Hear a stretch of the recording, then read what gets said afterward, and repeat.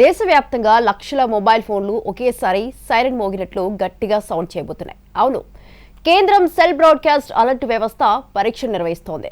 Message వచ్చినప్పుడు vibrate అవుతుందని భయపడాల్సిన అవసరం లేదని చెబుతోంది. ఇంతకీ ఈ సెల్ బ్రాడ్కాస్ట్ అలర్ట్ సిస్టమ్ అంటే ఏంటి, ఎందుకు నిర్వహిస్తారు? ఉదయం నుంచి సాయంత్రం లోపు ఏ క్షణంలోనైనా మీ ఫోన్ వైబ్రేట్ అవ్వచ్చు, భారీగా శబ్దం రావచ్చు.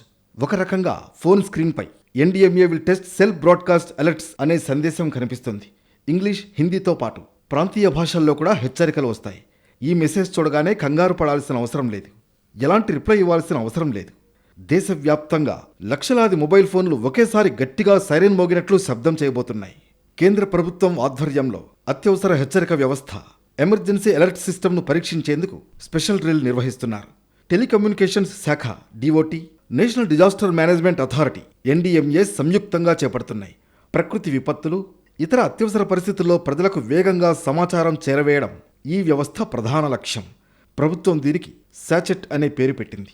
ముందస్తు హెచ్చరికల ద్వారా ప్రాణ నష్టం, ఆస్తి నష్టం తగ్గించడమే ఈ వ్యవస్థ ముఖ్య ఉద్దేశమని కేంద్రం చెబుతోంది. ఇప్పటికే ఢిల్లీ, ఎన్సీఆర్ లాంటి మెయిన్ సిటీస్లో ఈ వ్యవస్థను విజయవంతంగా పరీక్షించారు.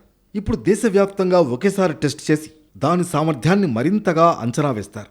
సరిహద్దు ప్రాంతాలు, ఎన్నికలు జరుగుతున్న రాష్ట్రాల్లో సెల్ బ్రాడ్కాస్ట్ అలర్ట్ వ్యవస్థ పరీక్ష నుంచి మినహాయింపునిచ్చారు. మరోవైపు ఆంధ్రప్రదేశ్లో ఇవాళ ఉదయం 11:15 నుంచి మధ్యాహ్నం 12:15 వరకు మొబైల్ ఫోన్లకు సెల్ బ్రాడ్కాస్ట్ టెస్ట్ అలర్ట్ సందేశాలు వస్తాయి. గతంలో సుమారు 134 బిలియన్ల ఎస్ఎంఎస్ హెచ్చరికలను ప్రభుత్వం పంపినప్పటికీ సెల్ బ్రాడ్కాస్ట్ టెక్నాలజీ మరింత వేగంగా, సమర్థవంతంగా పనిచేస్తుందని అధికారులు చెబుతున్నారు.